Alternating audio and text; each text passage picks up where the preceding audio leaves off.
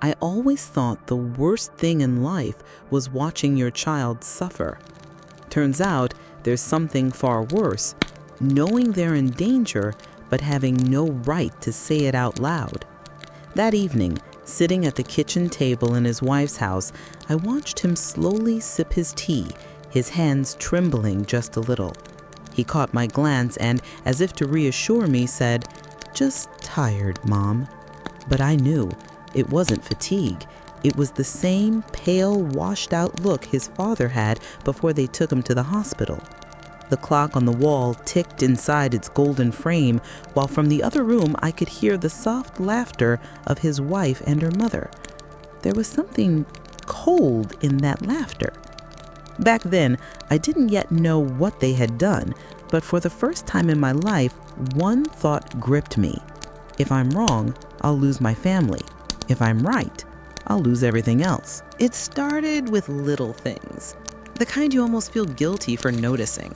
A phone call that ended the second I walked into the room. The way my son's wife would glance at her mother before answering even the simplest question. At first, I told myself it was just me being overprotective, clinging to the boy I'd raised for 32 years. He had a new life now, a new family. I wasn't supposed to interfere. But then, during a Sunday dinner, I saw her pour him a drink and press the glass into his hand, watching until he took the first sip. Her mother's eyes were on him too, calm but unblinking, like they were waiting for something to happen. He didn't notice. He laughed at something on the TV, but his laugh sounded thinner than I remembered. That night, lying in my own bed, the image of those two women, smiling just a little too long, wouldn't leave my mind. And deep down, in a place I didn't want to acknowledge, I knew this wasn't just me imagining things. The first real scare came 2 weeks later. I'd stopped by unannounced, carrying a bag of groceries like any other mother would. My son was home alone, or so I thought. He was slumped on the couch, pale and sweating, his shirt damp against his skin. "You okay?" I asked, setting the bag down. He forced a smile, said it was just a stomach bug, but then I noticed the half-empty glass on the coffee table and a small white pill dissolving at the bottom. Before I could ask, the front door opened. His wife and her mother walked in, their voices bright with practiced cheer. The moment they saw me, that brightness flickered, just for a second, into something sharper. "Oh, you're here," his wife said, too quickly. Her mother's eyes went to the glass, then back to me, a tiny, almost imperceptible shake of her head, as if to warn me not to ask. I didn't. Not then. I sat there, smiling, listening to their small talk, feeling the room close in around me. My son excused himself to lie down, and I stayed a few more minutes before leaving. But the whole drive home, my hands gripped the steering wheel so tight, my knuckles ached. Whatever was happening in that house, I knew I had just seen a piece of it, and I couldn't pretend otherwise anymore. I didn't sleep much that night. Every time I closed my eyes, I saw that glass, the white pill swirling like it was alive. By morning, I had made up my mind. If I couldn't confront them directly, I'd have to start quietly collecting pieces of the puzzle. I began with the pharmacy. I bumped into the clerk at the grocery store, a young woman with kind eyes, and casually asked if she knew my daughter-in-law's mother. Her expression changed, just slightly, but enough for me to notice. She told me she couldn't give out personal information, but her pause before speaking was answer enough. Next, I called an old friend who still worked at the local clinic. I didn't tell her everything, just asked if certain prescription names sounded familiar. They did. Too familiar. The same drugs my friend said were sometimes used in cases of slow poisoning. I hung up and sat at my kitchen table, staring at my hands. Part of me wanted to drive straight to my son's house and drag him out, but another part knew that without proof, I'd only push him further toward them. I had to be patient, careful, strategic. even if it meant acting like nothing was wrong while the clock kept ticking louder in my head. I waited for the right moment, knowing I couldn't just blurt it out over coffee. The chance came on a Tuesday evening when my son stopped by to return a set of tools. He looked tired, his shirt untucked, a faint shadow under his eyes. I offered him dinner, something I knew he liked, and we sat at my small kitchen table, the hum of the refrigerator filling the pauses. I kept my tone light, asking about work, about the weather, about anything except what I really wanted to say. Then, between bites, I slipped it in. "You've seemed different lately. Everything okay at home?" He froze for a second, just long enough for me to notice, before forcing a smile. "Yeah, Mom, just busy." He pushed his plate away, appetite gone. I wanted to press, to tell him I'd seen the pill, that I'd heard things, but the wall was already up. He changed the subject, and I let him, because if I pushed too hard now, I'd lose what little access I still had. Still, as he left, I caught that same faint tremor in his hand when he reached for his keys, and it told me more than his words ever could. It was pure chance that I overheard them. I'd dropped by to deliver a pie, an excuse, really, to see him. The front door was slightly ajar, and from the porch, I could hear voices drifting from the kitchen. I was about to knock when I caught my daughter-in-law's low, sharp tone. "He's getting weaker," she said. Then her mother's voice followed, smoother, colder. "Good. The lawyer said once it's finalized, we don't need him around for the transfer." My heart stopped. I pressed myself against the siding, barely breathing. There was the sound of a cabinet closing, then Rebecca again. "He still trusts me. He doesn't suspect a thing."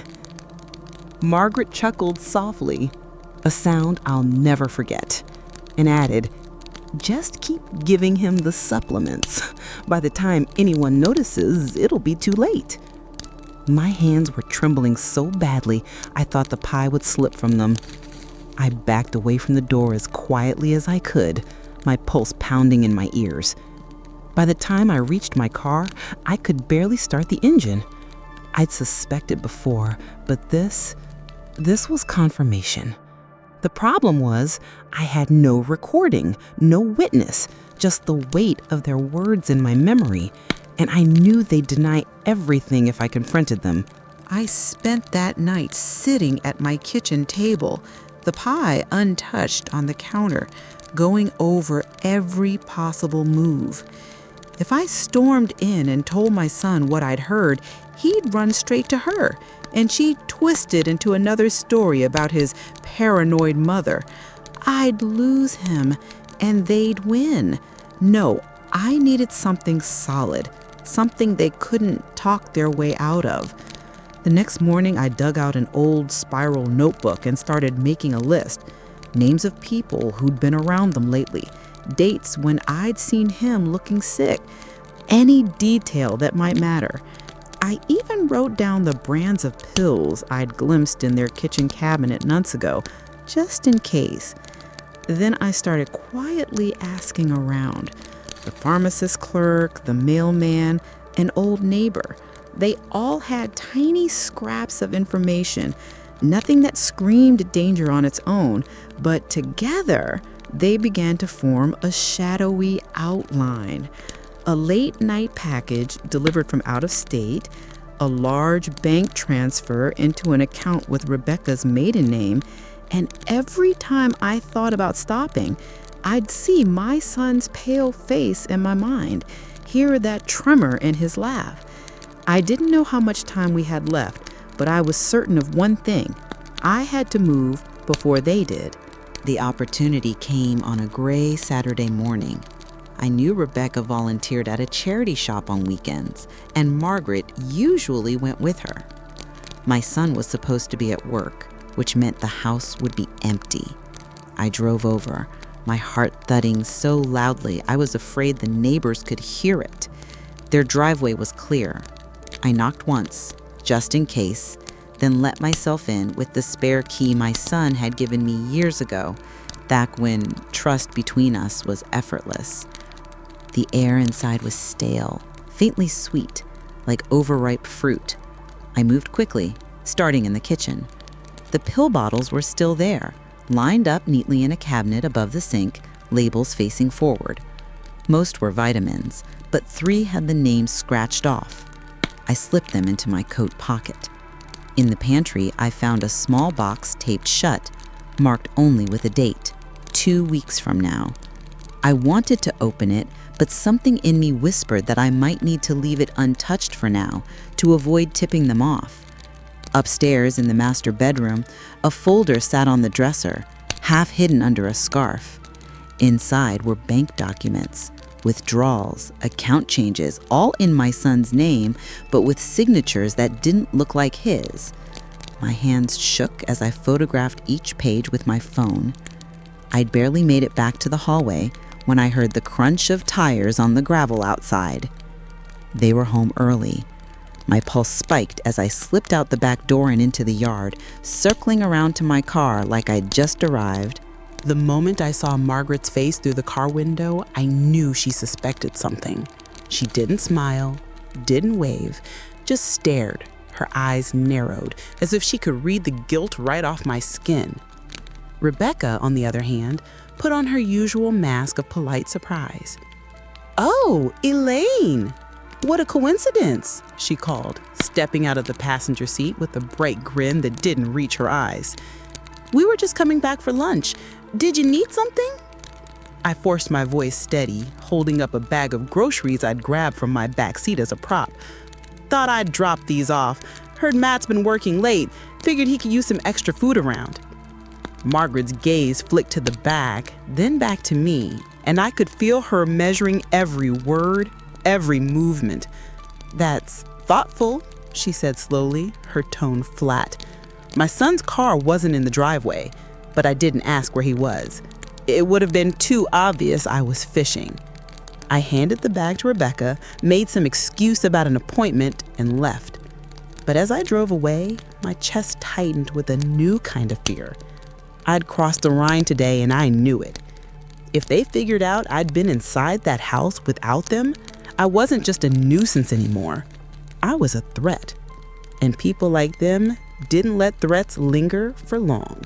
The first sign came that evening. I called my son like I always did on Saturdays, but this time his phone went straight to voicemail. No ring, no delay, just the automated voice telling me to leave a message. I tried again an hour later, same thing. By Sunday afternoon, I was pacing the living room, phone in hand, when Rebecca finally texted, "Matt's been really tired. We're letting him rest. Please don't come by. It stresses him out." The words hit like a fist. Don't come by? In all the years I'd been his mother, no one had ever told me that before. I typed back, "Tell him I love him," but the message showed "read" with no reply. The next morning, I stopped by his workplace. His supervisor said Matt had called in sick for the next few days. My gut twisted. He never missed work without a good reason. That night, as I sat in the dark with only the hum of the refrigerator for company, it hit me. They weren't just trying to keep me out of his life. They were closing ranks, making sure no one else saw him either. And if they were moving this fast, then whatever they were planning was coming soon. I had to find a way in before it was too late. By Tuesday, my patience had run out. Every unanswered call, every clipped text from Rebecca felt like another lot clicking into place between me and my son. I told myself I'd just drive by, maybe catch him outside. But I knew before I even left the house that I wasn't going to stop at the curb. Their cars were in the driveway when I pulled up, which meant I'd have to face them. I walked to the front door with a calm I didn't feel, my fingers clenched around the pie plate I'd grabbed as an excuse. Rebecca opened the door, her smile brittle. "Elaine, I told you," she started, but I stepped forward before she could finish. "I'm here to see my son," I said, my voice low but steady. Margaret appeared behind her, arms crossed, her gaze sharp enough to cut. "He's sleeping," she said flatly. "You can come back another time." I didn't move. Then I'll wait. For a long moment, no one spoke. The air was thick, the kind of silence that dares you to break it. Finally, Rebecca sighed, stepped aside, and let me in. The house felt colder than usual, and from upstairs I thought I heard the faintest cough. I followed the sound, my pulse pounding, knowing this might be my only chance. I found him sitting on the edge of the bed, his head in his hands. The room was dim, curtains drawn, even though it was midday. When he looked up, my heart sank. His skin was ashen, lips dry, eyes glazed like he'd been drifting in and out of sleep for days. "Mom?" His voice was hoarse, like it hadn't been used in a while. I sat beside him, trying to hide the tremor in my hands. "Matt, what's going on? You look bad." He tried to smile, but it faltered. "Just tired. Becky's been helping me rest. She says I've been working too much." I glanced at the nightstand and saw a small glass of water next to an amber pill bottle with no label. My chest tightened. "What are these?" I asked. But before he could answer, the doorway darkened. Margaret stood there, her lips pressed into a thin line. "Those are vitamins. He needs his rest, Elaine. You've done enough visiting for today." I met her stare, neither of us blinking. My son looked between us, confused, and in that moment I knew I had to get him out of here soon. But leaving with him today would be impossible. They were watching every move I made. That night, I sat in my car 2 blocks from their house, engine off, lights out, staring at the faint glow of their upstairs window. Every instinct in me screamed that if I left him there much longer, I might never get him back. But walking in and dragging him out wouldn't work. They'd block me, call the police, twist the story until I was the unstable one. I needed a plan that made it look like I had no plan at all. I thought about his routines, the few places he still went without them. There was one, his doctor's office. He had a checkup scheduled for the following Thursday. If I could get there before they did, intercept him in the parking lot, I could drive him straight to my house, or better yet, out of town. I'd need clothes for him, his ID, any paperwork that proved his bank accounts and medical records, and I'd need to be ready for them to come after us. The idea of facing Rebecca and Margaret directly made my stomach twist, but losing my son was worse. I wrote everything down in the old spiral notebook, even the things I didn't want to imagine, like calling the police if they tried to stop us. By the time I closed the notebook, I knew exactly what I had to do. 2 days before the doctor's appointment, I started gathering what I'd need. I packed a duffel bag with a change of clothes for Matt, some toiletries, copies of important documents I'd kept over the years, his birth certificate, an old passport, even his high school diploma. I hid the bag in the trunk of my car beneath a blanket. Every movement felt like a countdown, every zipper and folded shirt a step closer to the point of no return. I even filled the gas tank and stashed a roll of cash in the glove compartment, just in case. That evening, as I was locking my front door, I noticed a car idling across the street. A dark sedan, windows tinted too heavily for our small town. It didn't belong to any of my neighbors. I stood there a moment longer than I should have, pretending to fumble with my keys, hoping for a glimpse of the driver. But the moment I turned toward it, the car pulled away slowly, without headlights, disappearing down the street. My gut told me exactly what it was. Margaret's way of letting me know she was watching, that she knew I was moving closer. It wasn't just Matt who was in danger now. If I made one wrong move, I could end up silenced before I ever reached him. Thursday came heavy with rain, the kind that blurred the edges of the world and made everything feel slower, heavier. I left my house an hour earlier than I needed to, the duffel bag in the trunk and my heart pounding so hard it made my hands shake on the steering wheel. The plan was simple. Get to the doctor's office before them, wait for Matt in the parking lot, and get him in my car before Rebecca or Margaret could react. I pulled into the lot and chose a spot with a clear view of the entrance. My wipers beat a steady rhythm as I scanned every car that pulled in. 20 minutes passed before I saw their SUV. But my relief curdled when I realized it wasn't just Rebecca and Matt. It was Margaret in the passenger seat, her eyes already sweeping the lot. I slid lower in my seat, praying the rain-smeared windshield would keep me hidden. Matt looked pale, his posture slumped, as Rebecca helped him out of the car. They were walking him in between them, like two guards escorting a prisoner.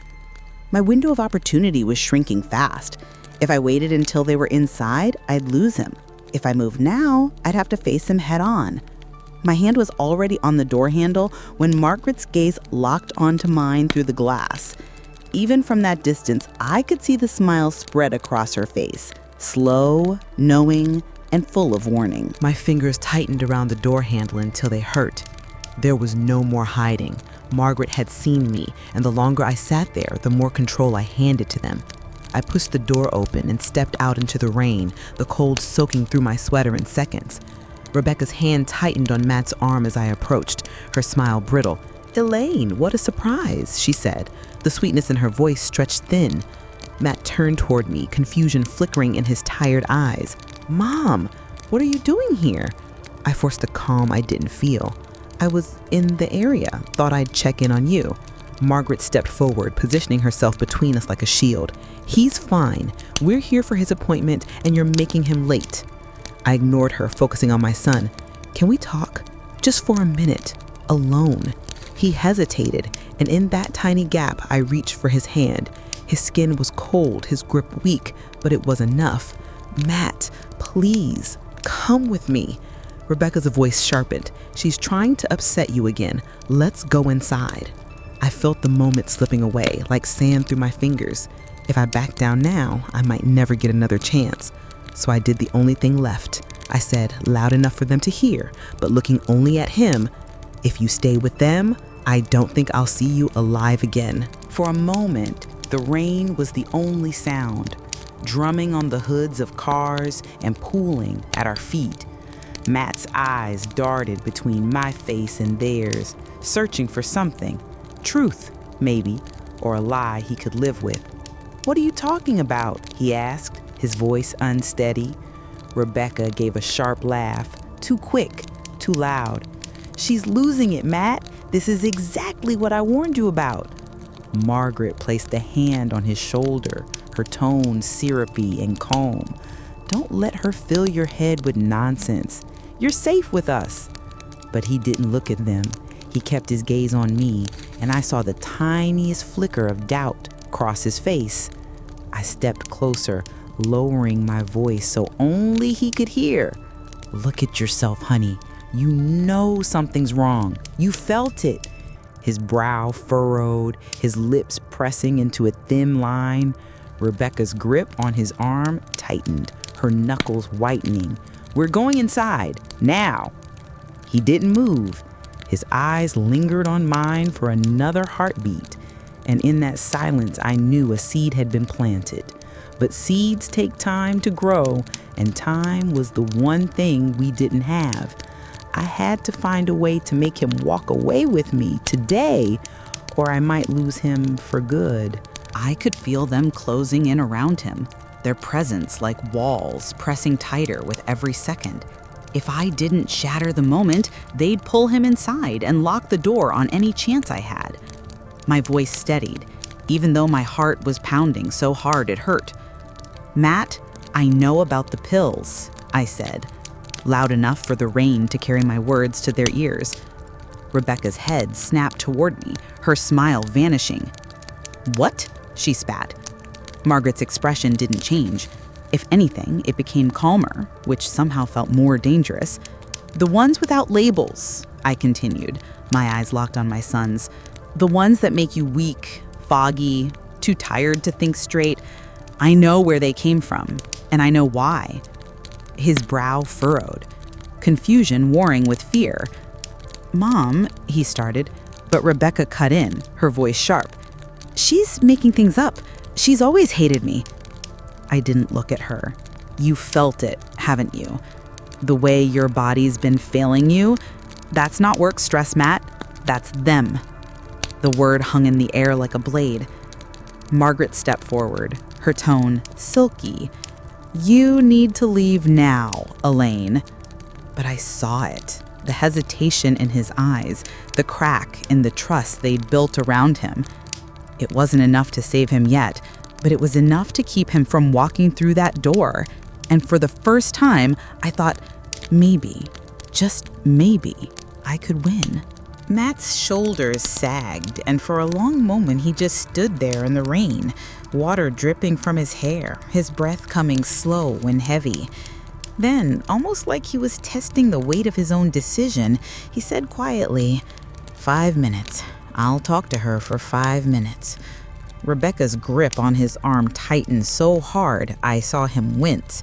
"You don't need to do this," she snapped, but there was an edge of panic in her voice now. Margaret's calm finally cracked. Her eyes narrowed and her jaw clenched as she stepped aside just enough to let him pass. I didn't wait. I slipped my arm around him, guiding him toward my car before they could change their minds.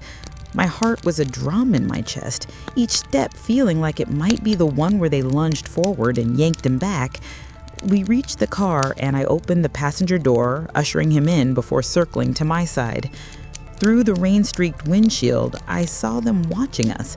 Rebecca with her arms crossed tight, Margaret standing utterly still, her expression unreadable. 5 minutes, Matt repeated as I started the engine. I nodded, forcing a calm smile, even though my only thought was this.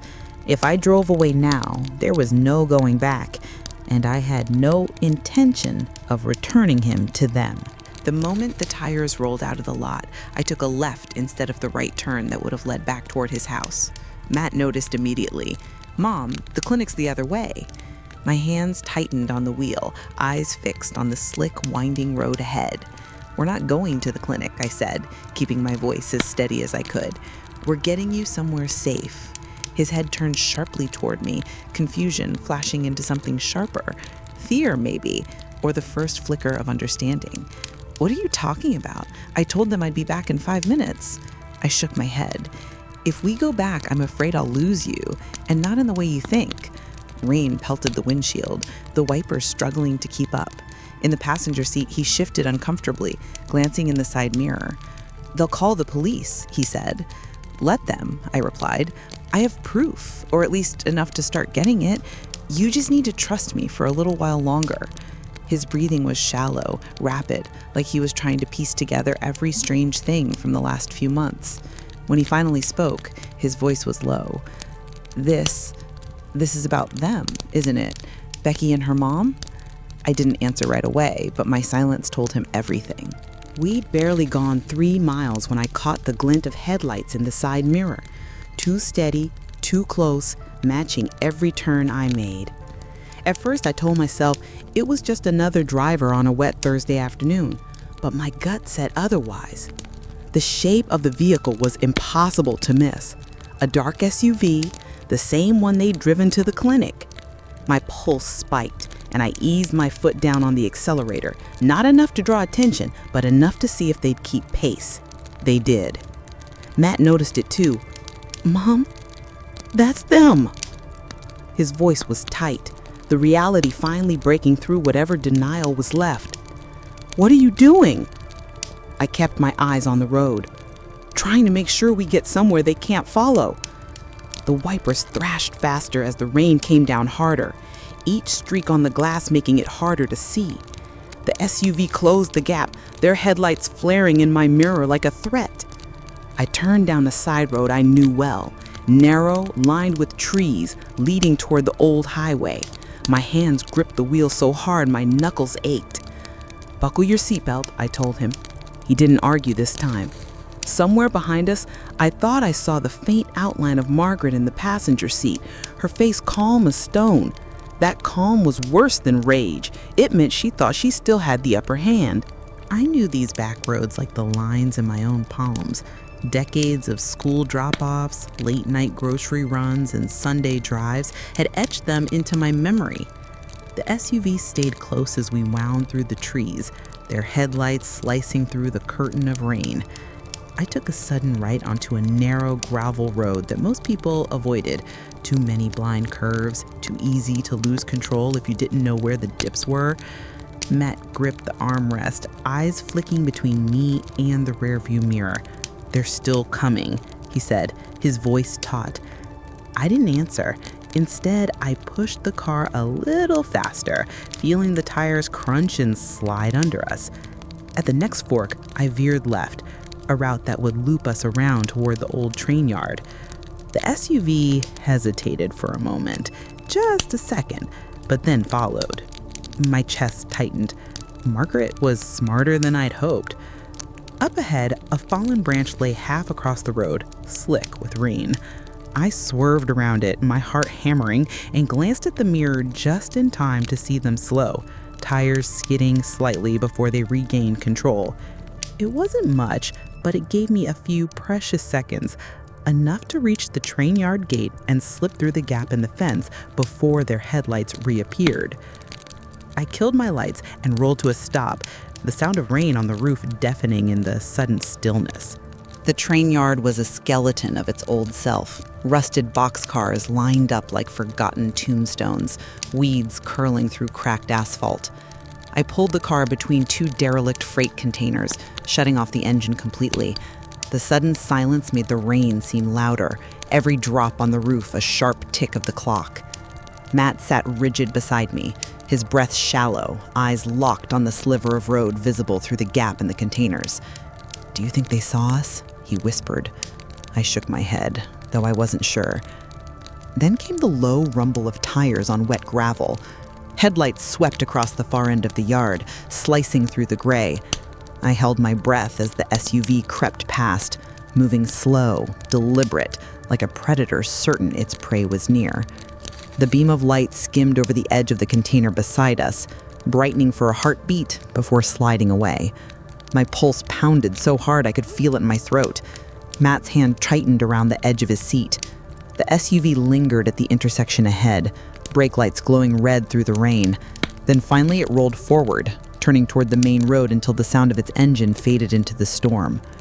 We stayed frozen for another minute, maybe two, just in case. When I finally exhaled, my hands were trembling against the steering wheel. We'd bought ourselves a little time, but not enough to be careless. "There's a place they won't think to look," I said finally, my voice low but firm. Matt turned toward me, rainwater still glistening on his hair. "Where?" I started the engine, keeping the headlights off as I eased us toward the far side of the yard. "An old cabin. Belonged to your father's cousin. No one's been there in years, and I never told Becky about it." The tires crunched over loose gravel, the sound almost swallowed by the steady roar of the rain. Matt stared ahead, his jaw tight.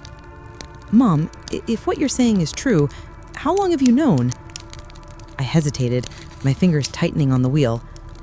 "Long enough to know you were in danger, not long enough to have every piece of proof." He didn't answer, but I could feel the questions building in him. I took the service road out of the yard, looping us onto a forgotten stretch of highway that ran parallel to the interstate. The world outside was all blurred trees and fogged windows, but I could see the exit in my mind. Mile marker 142, the turn that would take us up into the hills. We had maybe 45 minutes before they figured out where we weren't and started guessing where we might be. And if they guessed right, we'd have no more second chances. "We'll get there, we'll get warm, and then I'll explain everything," I told him. "But right now, we just drive."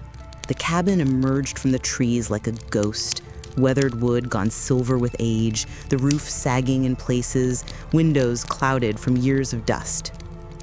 I cut the engine and let the silence settle, broken only by the patter of rain on the tin awning over the porch.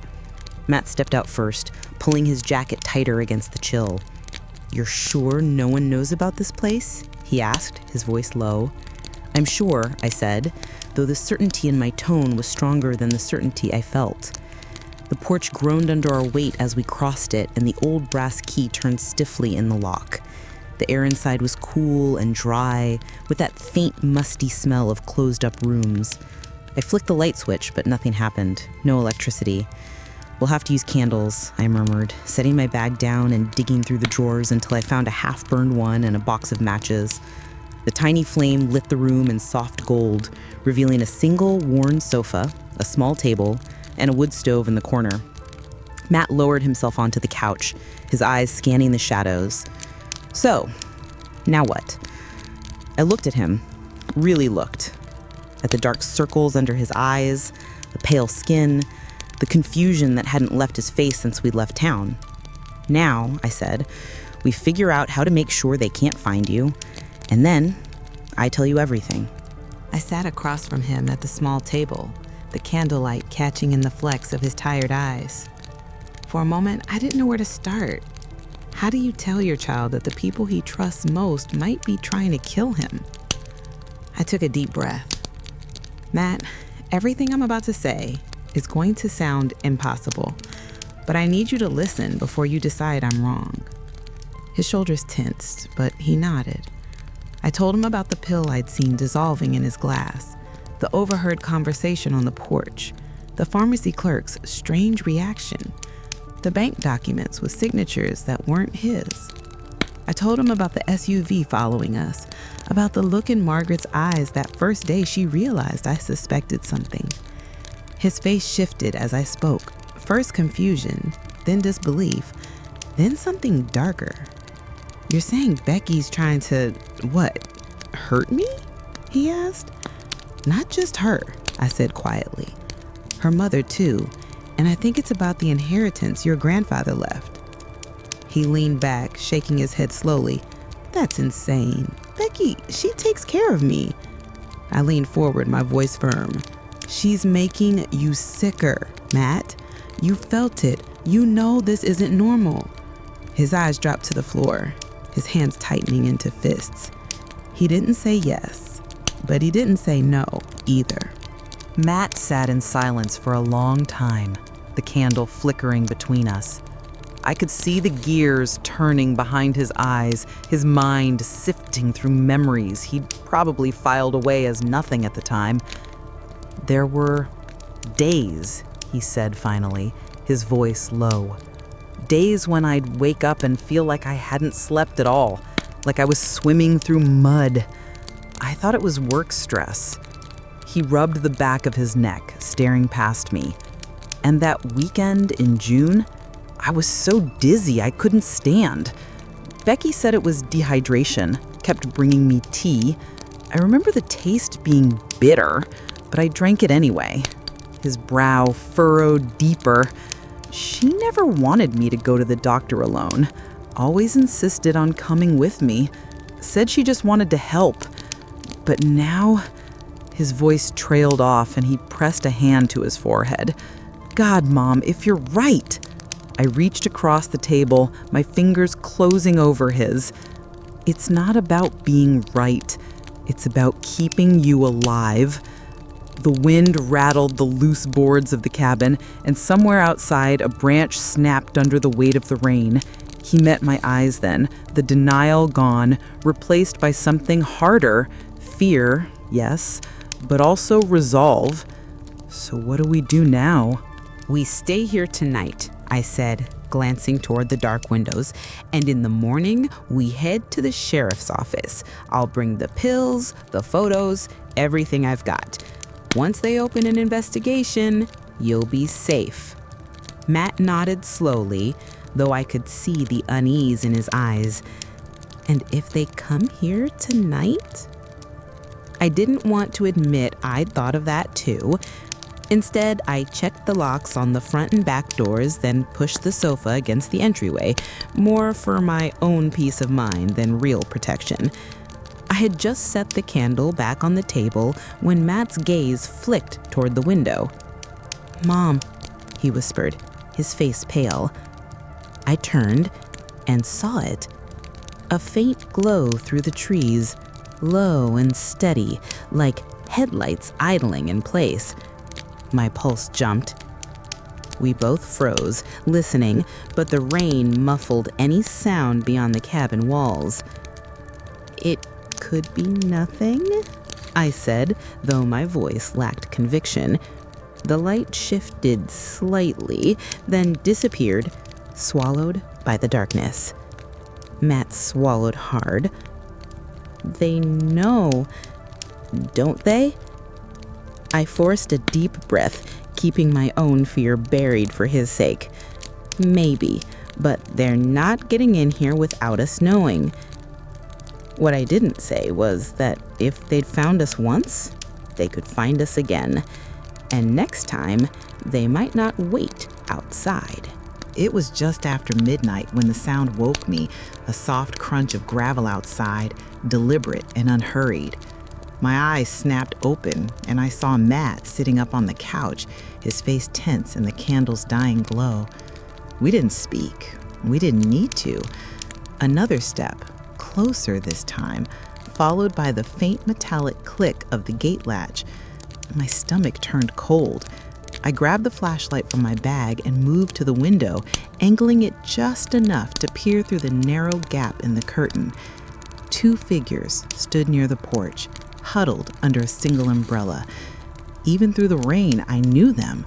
Rebecca's slim frame, Margaret's stiff, unmoving posture.